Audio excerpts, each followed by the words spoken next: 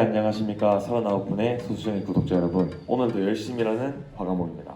오늘 같은 경우에는 이전 영상에서 제가 보여드렸던 그런 목선반 용어 설명이라든지 간단한 팁들이 있었는데, 저번 영상에서 미처 설명하지 못했던 부분이 마감재입니다. 마감재랑 오늘은 제작 영상을 찍을 건데, 마감재 같은 경우에는 간단하게 설명을 하고, 오늘 주된 영상은 제작 영상입니다. 네, 일단 저희가 우드펜에서 지급하는 마감재는 크게 세 가지로 분류가 되는데, 첫 번째는 오일 마감이고, 두 번째는 마이렌지 마감, 세 번째는 순전 마감입니다. 일단 첫 번째로 오일 같은 경우에는 또 세분화하면 두 가지가 저희가 사용하는 게 있는데, 첫 번째는 미네랄 오일이고 두 번째는 린시드 오일입니다. 더 비싼 마감재를 쓰는 것을 선호하시는 분들 같은 경우도 있는데, 때에 따라선 작업에 용이한 오일을 사용하는 게 더 옳은 방법이기도 합니다. 여기 보이시는 미네랄 오일 같은 경우에는 비경화 오일이고, 이쪽에 보이시는 린시드 오일 같은 경우에는 경화 오일입니다. 근데 린시드 오일이라고 해서 비경화랑 경화가 꼭 구분된 건 아니고, 저희가 사용하는 린시드 오일이 경화 오일입니다. 린시드 오일 같은 경우에는 보일드랑 로우가 있습니다. 뭐 어떤 차이냐고 물어보시면, 그 로우는 말 그대로 날 것이고, 보일드 같은 경우에는 한번 끓인 거예요. 왜 끓였냐? 이게 경화되는 시간들이 있는데, 오일 같은 경우에는 마감재로 바르고 나면 도마재의 경우는 2주 정도 말려주셔야 되고, 또 가구 같은 경우에는 3주, 되게 크면 한 달이 걸리는 친구도 있는데, 아무래도 가구점에서 하나의 가구를 만들어서 한 달에 말려서 나가면 좋겠지만, 공간이 그렇게 여유롭지 못한 공방들이 되게 많아요. 그리고 그 납품 날짜를 맞춰드리기 위해서는 아무래도 그냥 로우 오일보다는 한번 끓인 보일드 오일을 가구에서 많이 선호하는 편이고, 되게 인기도 많습니다. 두 번째, 마이렌지입니다. 마이렌지 같은 경우에는 뭐 세계적으로 유명하고 많은 작업자들의 찬사를 받고 있는 마감재인데, 이 친구 같은 경우에는 그냥 한국말로 하면 그냥 광택제예요. 약간의 나무 우드 펜터닝을 하고 나서 우드펜이 완성되었을 때 오일 같은 경우에는 스며드는 친구라서 나무 고유의 질감을 느낄 수 있다면, 마이렌지 같은 경우에는 약간의 광택제 역할로서 코팅을 해주는 그런 친구라서, 수명 같은 경우에는 오일보다 마이렌지가 한 2-3년 정도 더 긴 편입니다.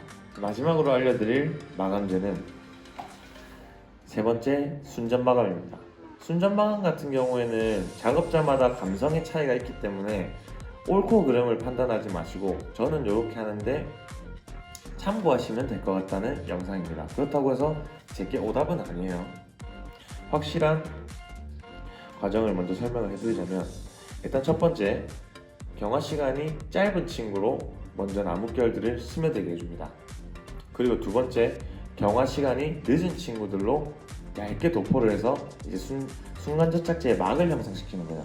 근데 그 친구들을 그냥 저 돌아가는 목선반에서 세워라 내워라 하면서 이렇게 바람으로 말릴 수 없기 때문에 경화제 스프레이를 뿌려주는데, 제품 같은 경우에는 일단 첫 번째, 경화 시간이 가장 빠른 친구 031 같은 경우에는 엑시아 걸 사용하고 있고, 경화 시간이 늦은 순전 마감과 경화 스프레이 같은 경우에는 알테코 걸 사용하고 있습니다. 경화 시간이 짧은 순간 접착제를 먼저 도포를 하고 경화 스프레이를 뿌리게 되면 하얀 색깔 기포가 발생하면서 다시 다 갈아내야 되는 게 발생하니까, 꼭 첫 번째 슬럼프가 짧은 순전 마감에서는 경화 스프레이를 뿌리지 않으셔야 됩니다.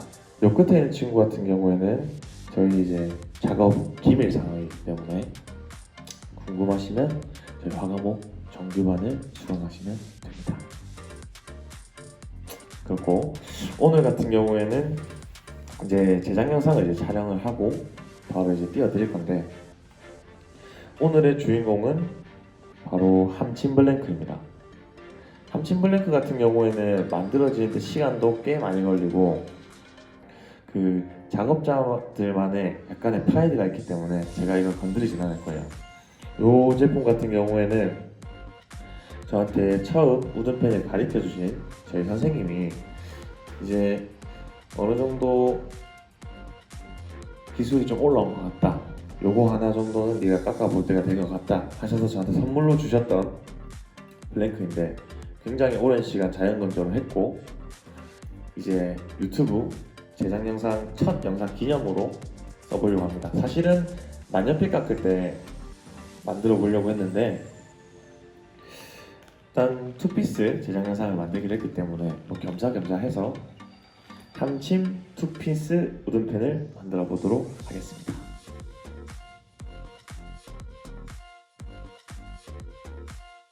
조립할 때 팁을 2가지 정도 드리자면, 좌측부 헤드스톡 부분은 치즐과 간섭이 은근히 심한 부분입니다. 그래서 부싱을 2개 정도 대주시는 것을 추천드리고, 또 마지막으로 설명을 드리자면 블랭크를 절단하시기 전에 본인만의 특유의 표시를 해두시는 게 좋아요. 안 그러면 나중에 엇갈려서 물리다 보면 나중에 우든 펜 자체의 결이 안 이어질 겁니다.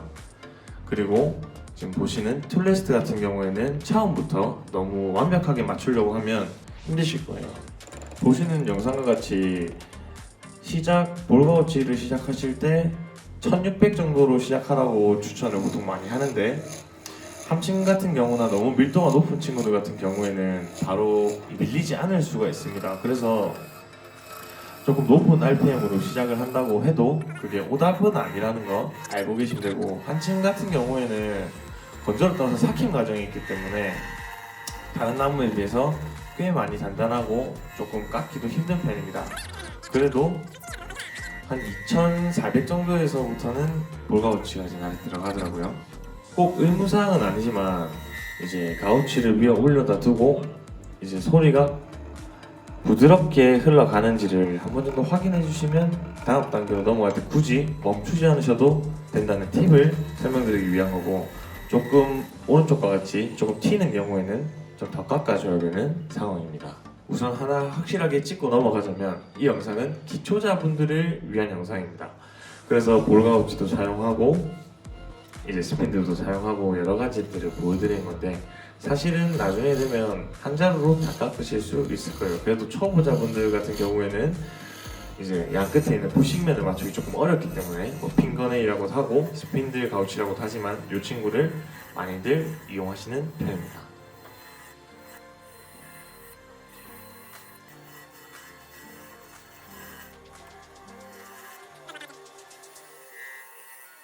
갑자기 만들고 싶어지는데?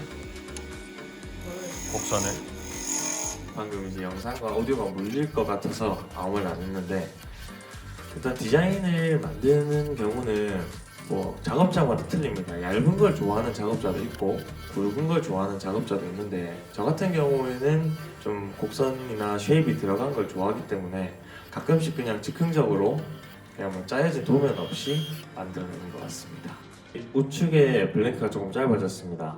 부식면을 맞추다 보면 나무가 강 터지는 경우가 있는데, 함침 같은 경우에는 원가가 비싸기 때문에 그냥 공간을 조금 잘라서 작업 이어가는 걸로 결정하였습니다. 핑거네일 가우제 같은 경우에는 표현할 수 있는 거는 많지만 아무래도 조금 단면이 거친 편입니다. 그래서 뭐 샌딩으로 잡아주신 분들도 있고 스크래퍼로 잡아주신 분들도 있는데, 오늘은 스크래퍼랑 비슷한 능력을 가진 교체형 치젤에 대해서 이제 설명을 드릴 겁니다. 교체형 치젤은 원형이 있고 마름모 형태가 있고 네모난 형태가 있는데, 원형 스크래퍼만 있어도 뭐 웬간한 거는 다 만드실 수 있을 거예요. 이 친구의 장점이라 하면 초보자분들이 제일 힘들어하시는 게 이제 치즈를 이제 쓰다 보면 많이 닳아서 다시 갈아줘야 되는데, 그 작업을 스킵할 수가 있고 교체형 날도 꽤 저렴하게 시중에서 구매가 가능하십니다. 마지막 피니시아 같은 경우에는 사포를 최소화해주는 단계인데, 점점 이제 실력이 거듭되면 거듭될수록 나중에 사포를 안 해도 될 만큼 부드럽게 이제 나무가 나올 수 있습니다. 이 단계 같은 경우에는 나무를 깎는다는 개념보다는 살짝 간진다는 개념으로 되어주시면 지금 영상과 같이 조금씩 올라오시게 될 겁니다. 아무래도 함침 자체가 만들기도 어렵고 로스도 많고 그렇기 때문에 투피스로 만들면 단가가 측정하기가 굉장히 애매해요. 뭐 투피스 우드펜이 보통 저희가 판매하는 단가가 5만원에서 8만원 사는데 함침이 들어갔다고 해서 갑자기 10만원대로 훌쩍 뛰어버리면 아무래도 구매자층에서 받아들이기 힘들기 때문에 보통 만년필 좀 하이엔드 펜까지 올라갔을 때 함침을 사용하는 거고, 순전마감 같은 경우에는 왜 만년필에서 많이 쓰이냐면 만년필 자체 잉크가 수성이기 때문에 이게 나무에 닿으면 이제 스며들죠. 스며들기 때문에 뭐 필수적으로 순전 마감을 한다고들 합니다. 다음 영상에서는 혹시나 기회가 된다면 바로 다음은 아니고 추후입니다. 만년필을 한번 닦아서 여러분들에게 보여드리는 영상도 만들게 되지 않을까 싶습니다. 이 펜의 마지막 조금 특이한 점 같은 경우는 클립을 체결하지 않고 그냥 클립 없이 만들어졌어요.